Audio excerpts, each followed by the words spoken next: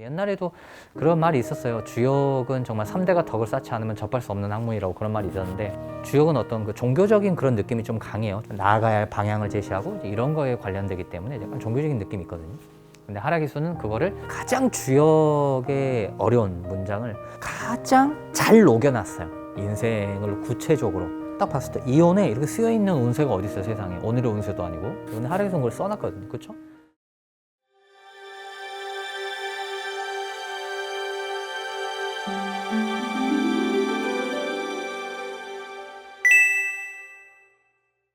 뇌지의 사요. 사요는 기뻐함으로 말미암아 크게 얻는 것이 있으니 의심하지 않으면 벗이 비녀와 합한다. 비녀가 나왔죠. 이게 뭐냐면 여자의 어떤 꾸밈, 옛 시절에 여자의 꾸밈은 비녀를 딱 꽂음으로써 완성이 된다. 좀 이런 그게 있어요. 그래서 그런 이제 느낌으로 읽어주시면 돼요. 그래서 가까운 사람의 도움을 의심하지 않아야 크게 얻는 것이 있다, 이 말이에요. 공자님도 이제 주역을 알고 나서 내가 세상의 이치를 깨달았다, 좀 그런 비슷한 말씀을 이제 하셨다 그러잖아요. 근데 여러분이 하락기수를 이제 끊임없이 이걸 좀 읽어보시면 운세라는 것이 이런 거구나 라는 그 느낌에 진입을 하는 어떤 순간이 있어요. 보통 이제 하락기수까지 이제 오시는 분들은 뭐 이미 사주는 어느 정도 좀 깊이는 아니더라도 공부를 좀 하시는 분들, 자미두수도 이제 꽤 공부하신 분들, 그런 운세를 쭉 공부를 하다가 넘어오다 보면 이제 모든 운세는 해석이 필요하잖아요. 그래서 보는 사람에 따라서 해석이 달라요. 우리가 관법이라고, 통변이라고 얘기를 하잖아요. 실제로 그렇기 때문에 회의감을 많이들 느끼시고. 근데 하락기수는 정말로 10,000명이 읽으면 10,000명이 다 똑같은 결론이 나올 수밖에 없어요. 부자다, 쓰였으면 부자거든요. 가난하다, 그러면 가난한 시절을 겪게 돼요. 가난하다고 쓰여있는데 이거 부자예요 라고 말을 하면 그건 이상한 거죠. 부자다 라고 쓰여있는데 설마 라고 의심할 필요가 없는 거예요. 그렇죠? 해석의 여지가 없는 거예요. 옛날에 고 박정희 대통령 팔자도 넣어보면 이름이 역사에 표해진다, 이런 표현이 나와요.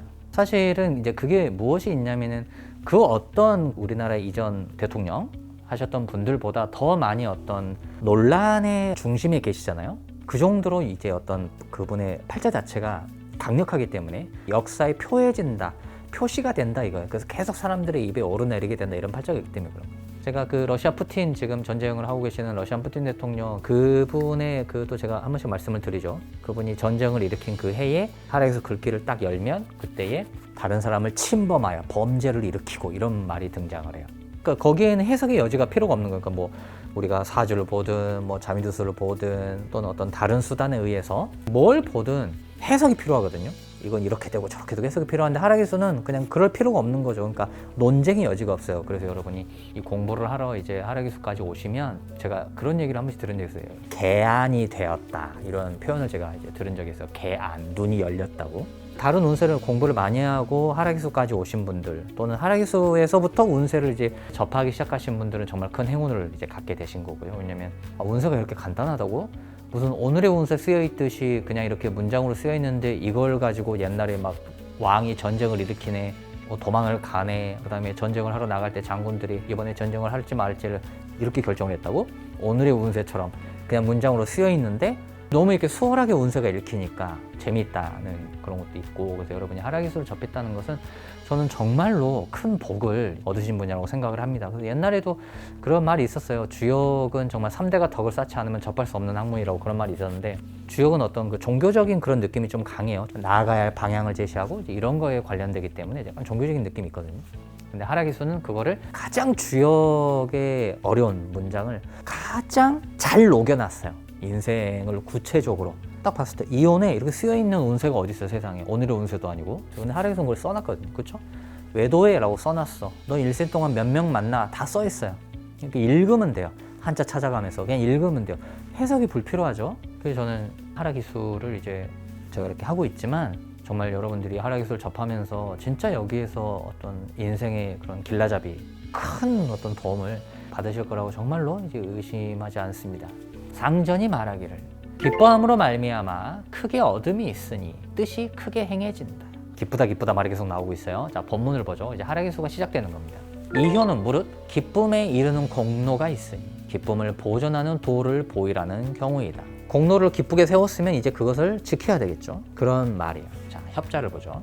협자는 이름이 맑고 덕이 후하며 권세가 중하고 공로가 높다. 대단한 일을 행하고 대단한 미혹을 분별하며 대단한 어려움을 주관한다. 굉장한 지위와 높은 위치에 올라가고 난 다음에 힘든 일들을 해결을 하는 느낌이에요.